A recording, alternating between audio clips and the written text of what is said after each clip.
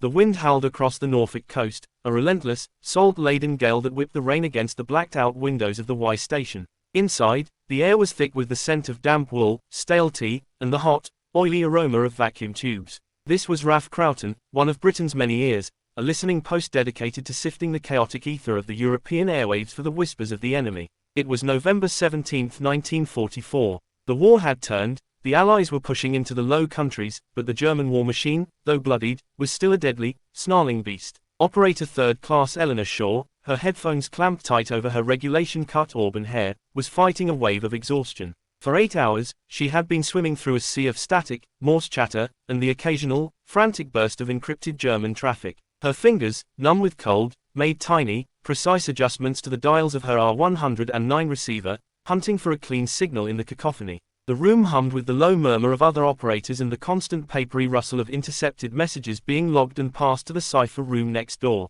Then, at 3:14 Greenwich Mean Time, something cut through the static. It was a brief, sharp, almost musical burst of sound, a rapid-fire series of tones, lasting no more than 6 seconds. It was unlike anything in her logbook. It wasn't the rhythmic, machine-gun staccato of a German teleproffer using the Lorenz cipher. It wasn't the chattering, complex melody of an Enigma transmission with its telltale preamble. It was a clean, alien sequence, devoid of any call sign, frequency identifier, or repetition. It appeared, sang its brief, strange song, and vanished back into the noise. It came from nowhere, and it went nowhere. No other station reported hearing it. Eleanor's training took over. She logged the time and frequency, a faint frown on her face. She marked it as unidentified, possible noise anomaly. But something, some deep-seated intuition born of thousands of hours listening to the secret language of war, made her add a question mark. She passed the log sheet and the thin strip of phonograph paper onto which the signal had been etched to the cipher room.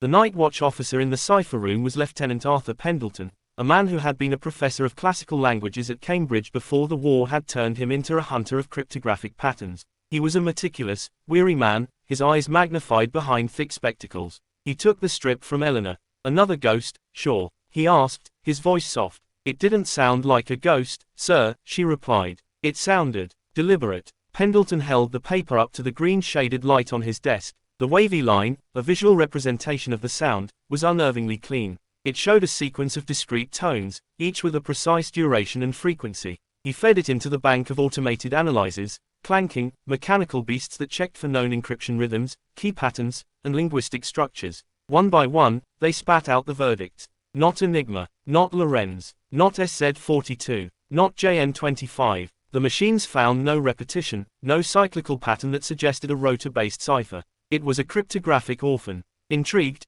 Pendleton spent the rest of the night on it. He ran frequency analysis. The distribution of the tones was flat, unnatural. Human languages, and the ciphers that hide them, have a statistical fingerprint. Certain letters, or their enciphered equivalents, appear more often than others. This had none. It was as mathematically sterile as white noise, yet its structure was too perfect, too orderly to be random. It was a paradox, a message that was both perfectly random and perfectly structured. He wrote his initial assessment in a small, precise hand: signal source unknown, encryption method unknown, content unknown, does not conform to any known Axis or Allied system. Recommend further analysis. He filed it under a new designation, unidentified, hold. The 6-second strip of paper was placed in a manila folder, and the folder was deposited in a steel filing cabinet, one mystery among thousands in the vast, secret archive of the war. The end of the war did not bring an end to the mystery of the Croughton ghost, as Pendleton had come to think of it. In 1946, with the Allied victory complete, the focus of cryptography shifted from breaking enemy codes to understanding the capabilities of former enemies and new threats. The archives of Bletchley Park and its satellite stations were scoured for any unsolved traffic that might reveal hidden Nazi research or nascent Soviet techniques. The Croughton file was pulled. A new team, led by a brilliant, acerbic American cryptographer named Dr. Alistair Finch from the newly formed Armed Forces Security Agency, the precursor to the NSA, took up the challenge. Finch was a veteran of the Pacific Front, where he had helped break Japanese naval codes. He was a believer in systems, in logic, in the fundamental order that underpinned all encryption. The 6-second signal became his white whale. For 2 years, Finch and his team subjected the signal to every analytical tool at their disposal. They built custom machines to test for polyalphabetic ciphers with impossibly long keys. They theorized it was a one-time pad, the only system known to be unbreakable if used correctly, but the lack of any matching pad or any other similar transmission made this a dead end. They checked it against every known linguistic pattern,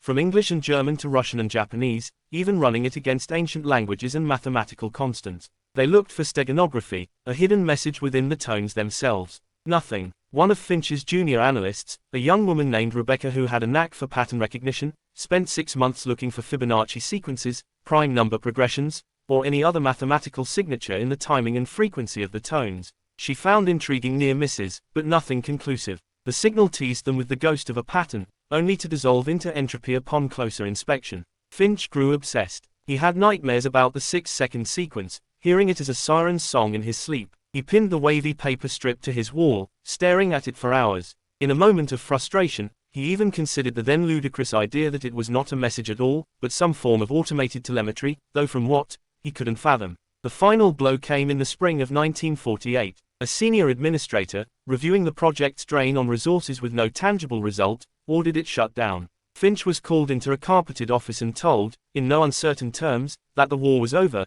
and this was a dead end. The mystery, he was informed, was less important than the mounting pile of Soviet traffic that needed attention. Finch wrote the final report himself. It was a masterpiece of professional disappointment. He detailed every failed approach, every dead end. His concluding paragraph was a testament to the signal's impenetrable nature. After exhaustive analysis, it is the conclusion of this team that the transmission, while exhibiting a non-random structure, does not conform to any known cryptographic or linguistic model. It cannot be deciphered because it possesses no discernible key, no repeating pattern, and no fingerprint of human language. It is, for all intents and purposes, a cryptographic singularity. The file was officially closed. The paper strip was carefully placed back into its folder, the folder into a box, and the box was stamped, archived, no further action. It was shipped off to a government warehouse in the English countryside, stored in a climate-controlled vault alongside thousands of other secrets the world had forgotten. The Crowton ghost was buried, a 6-second enigma swallowed by the immense, silent weight of history. For decades, it slept, waiting for a key that did not yet exist. The warehouse was a cathedral of forgotten secrets, a vast, dust-choked expanse on the outskirts of Swindon. Steel shelves stretched into the gloom, stacked high with cardboard boxes whose labels had faded into illegibility. It was here, in the perpetual twilight of a single, dangling bulb, that a young historian named Dr. Leo Sandhurst spent his days. It was 1972, and he was part of a small team tasked with sorting through mountains of declassified, but never reviewed, wartime documents, a tedious but occasionally rewarding process of historical triage. Leo was different from the older, more traditional historians in his department. He had a foot in two worlds, a doctorate in 20th century history from Oxford, and a passionate, almost obsessive interest in the burgeoning field of computer science. He saw patterns where others saw paper. On a damp Tuesday in October, he pulled a nondescript box from a shelf marked, COMINT, Miscellaneous 1944-45. The box was lighter than the others. Inside, nestled in a bed of crumbling yellow foam, was a single, slim folder. It was labeled simply, Crowton, unidentified signal the 17th of November 44. Inside was Lieutenant Pendleton's original report, Dr. Finch's final, frustrated assessment, and a small, brittle envelope. With careful fingers, Leo opened it. Inside was not paper, but a 3-inch strip of phonograph recording tape, its brown surface etched with the physical waveform of the sound itself. A paper sleeve noted it had been played back and re-recorded onto a more stable acetate disc in 1947, and this was the preservation copy. Intrigued, Leo took the folder and the delicate tape back to his small, cluttered office at the University of London. The history department had a small audio lab, used mostly for oral history projects. He carefully threaded the tape onto a reel-to-reel player. He hit play. The sound that emerged from the speakers was thin, scratchy, but astonishingly clear. 6 seconds. A sequence of pure, almost clinical tones. It was not Morse. It was not the garbled noise of a jammed signal.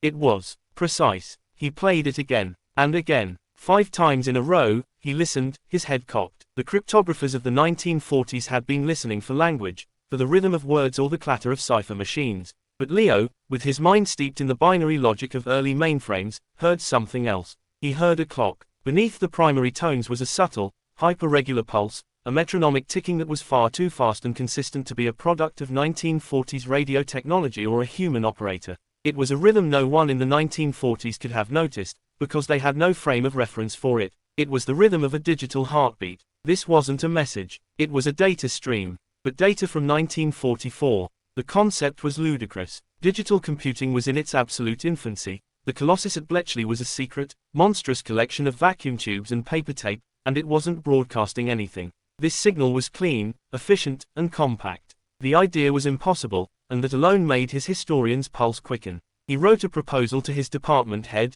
a request for a modest grant and access to the university's new mainframe computer, a room-sized IBM System 360. His proposal was met with polite skepticism. "Chasing ghosts," Sandhurst, his head of department, had said, peering over his spectacles. "This isn't your field. We have a history of the Corn Laws that needs editing." But Leo was persistent, arguing that this was a unique historical artifact that required modern, interdisciplinary analysis. He was given permission, barely, and a budget so small it was almost an insult. He was on his own time. For weeks, Leo became a ghost in the computer lab, a figure the night shift technicians grew accustomed to seeing, hunched over a terminal, feeding punch cards into the humming beast of the System 360. His tool was a sophisticated, for its time, spectral analysis program, designed to break down a complex sound into its constituent frequencies and amplitudes, revealing hidden details invisible to the human ear. He digitized the 6-second recording, a painstaking process that involved playing the tape and manually logging the waveform data. He fed the numbers into the mainframe. The initial analysis confirmed the 1940s findings. The primary tonal sequence was cryptographically sterile. But Leo wasn't looking at the primary tones. He was looking inside them. He instructed the computer to analyze the signal at a resolution orders of magnitude finer than any analog machine of the 1940s could achieve. He was looking into the spaces between the notes, into the very fabric of the sound waves themselves. What emerged on the line printer output, chattering to life in the early hours of a Sunday morning, shocked him to his core. Embedded within each of the main tones were thousands of micropulses. They were not random noise. They were perfectly modulated, binary shifts in the phase and amplitude of the carrier wave. It was a modulation scheme of breathtaking sophistication. Instead of using one tone for a 1 and another for a 0, this signal was encoding multiple bits of data within a single tone by minutely manipulating its shape thousands of times per second. It was a form of phase shift keying, PSK, combined with amplitude modulation that wouldn't become a standard in telecommunications until the late 1960s. This wasn't a human-generated cipher. It wasn't even designed for human interpretation. It was a machine language, a stream of pure binary data meant to be decoded by another machine. The message was just the envelope. The real information was hidden in the microscopic texture of the signal itself. Leo, his hands trembling, cross-referenced the timing of these micropulses with technical manuals he had borrowed from the engineering department. The pulse repetition frequency, the rise and fall times of each microshift, the specific way the signal was partitioned. It matched exactly the firing sequence of an early, experimental transistorized encoder. Not the slow, warm-up requiring vacuum tubes of the 1940s, but the crisp, instantaneous switching of solid-state transistors. He sat back in his chair, the stack of fan-fold paper spooling at his feet. The hum of the mainframe seemed to grow louder, filling the silent room. The conclusion was inescapable, a truth so staggering it felt like the floor had dropped away. Whoever had sent this message in 1944 was using technology that was, by every known measure of history and science, 20 years ahead of its time. They weren't just using a clever cipher. They were using a fundamentally different kind of machine, one that shouldn't exist. The Croughton ghost wasn't a ghost from the past. It was a visitor from the future. Leo Sandhurst stared at the fan-fold paper, the hum of the mainframe now a deafening roar in his ears. The discovery of the micropulses was one thing, a staggering technological anomaly. But it was still just a string of ones and zeros, a locked box within a locked box. The cryptographers of the 40s had failed because they were trying to read the cover of the book. He had managed to open it, only to find the pages were written in an alien alphabet. For weeks, he lived in a fugue state of coffee and code. He tried every known data protocol, every early computer architecture he could find documentation for. He modeled it as teletype traffic, as primitive machine code, even as raw binary representing alphanumeric characters. Nothing produced coherent text. The data remained obstinately silent. The breakthrough came not from a flash of genius, but from exhaustion. Late one night, his vision blurring from staring at hex dumps, he decided to stop treating the data as language and start treating it as measurement. He wrote a simple program to group the binary sequences into blocks of 24 bits and interpret them as simple integers. It was a shot in the dark, a way to see if the data represented numerical values rather than letters. He then plotted the first two numbers of each block as x and y coordinates on a simple grid, a primitive scatter plot. The line printer chugged to life, its needle scratching out a pattern. At first, it was a meaningless cloud of points. Then, as he adjusted the scaling, a shape began to emerge. The points were clustering along distinct lines, forming angles and intersections. His heart hammered against his ribs. He was not looking at text. He was looking at a map. He superimposed his coordinate grid over a map of Europe. The points converged, with uncanny precision, on a single, densely forested region in central Poland, near the city of Łódź. A place that, in 1944, was deep within the borders of the German Reich. He cross-referenced the location with wartime records. The area had no major cities, no known military installations of significance, but it did have a history. It had been bombed heavily by the Soviets in their winter offensive of 1945, and in the chaotic aftermath, the entire local population had been forcibly evacuated by the retreating Germans. The area had remained strangely deserted for years after the war, a blank spot on the map that neither the new Polish authorities nor the occupying Soviet forces seemed eager to develop. No records existed of what, exactly, had been there. It was a historical void. The Soviets, when questioned in later years through back-channel academic inquiries, provided only terse, standardized replies. The area had been a logistical supply depot. The Germans had no records, or claimed they didn't. Elderly locals, those few who could be found who remembered the war, spoke in hushed tones of strange lights in the forest and convoys of unmarked trucks.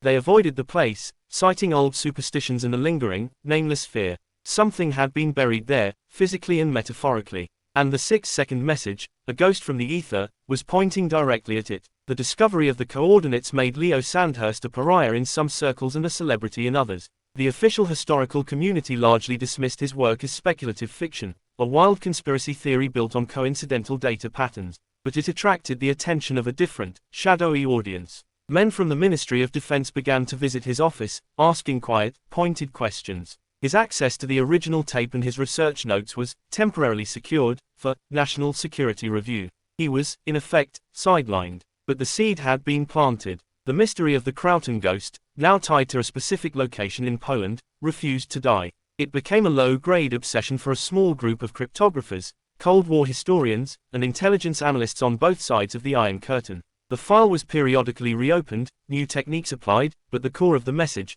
the purpose of those coordinates, remained hidden. The data stream was a Russian doll, and they had only opened the second layer. The final breakthrough would not come for another decade. It was 1982. The computing power available to a university researcher was now orders of magnitude greater than what Leo Sandhurst had possessed. A team at MIT, led by a brilliant and irreverent computer scientist named Dr. Aris Thorne, took up the challenge. Thorne was a pioneer in the field of digital signal processing and pattern recognition. He and his team applied sophisticated new algorithms to the data, not looking for linguistic patterns, but for procedural ones. They treated the binary stream as a sequence of machine-level opcodes, the fundamental instructions that drive a computer's central processing unit. They built a virtual machine, a software emulator, and began feeding it the 1944 data, instruction by instruction. For weeks, it was gibberish. Then, one of Thorne's graduate students had a realization. The data wasn't a single program. It was a layered packet, much like the TCP/IP protocols that were just beginning to shape the early internet. There was a header with routing information, the coordinates, a timestamp, and then a payload. They isolated the payload and ran it through the emulator again. This time, the virtual machine didn't crash. It executed a sequence of instructions. It wasn't a complex calculation. It was a simple, 3-line output. It was a message, finally decoded after 38 years. The line printer, a more modern model than the one Sandhurst had used, typed out the words in crisp, uppercase letters. System failure. Facility compromised. Purge initiated. A dead silence fell over the lab. The message was not a command. It was not a military signal. It was a warning, an automated distress call. Thorne's team immediately cross-referenced the timestamp they had extracted from the packet header. It was a precise digital marker, down to the second. They converted it to Greenwich Mean Time. It matched exactly, to the second, the moment on November 17, 1944, when operator Eleanor Shaw at RAF Krauton had first heard the strange, 6-second signal and logged it into history. The implications were staggering. Someone, or more accurately, something, in an occupied forest in Poland, at the height of the most destructive war in human history, had experienced a catastrophic systems failure. Facing compromise, an automated process had been triggered, a purge. And in its final moments, it had broadcast a failsafe signal into the ether, a signal encoded with technology that wouldn't be invented for another 20 years. It was a whisper from a hidden war, a conflict of science and shadows that had been playing out in secret, its only public evidence a 6-second ripple in the radio waves that had taken the world 38 years to understand. The message had been a tombstone, marking the death of a secret, and no one had been able to read the inscription until the world had nearly caught up to the technology of the deceased. The fall of the Soviet Union in 1991 did more than redraw the map of Europe. It cracked open the world's largest archive of secrets. For decades, the truth about the forest in central Poland had been locked away in KGB vaults, buried under layers of disinformation and bureaucratic silence. It was in 1994, amidst the chaotic, hopeful, and treacherous process of Glasnost, that a batch of formally sealed Gestapo and SS technical liaison reports, captured by the Red Army in 1945 and never shared with the West,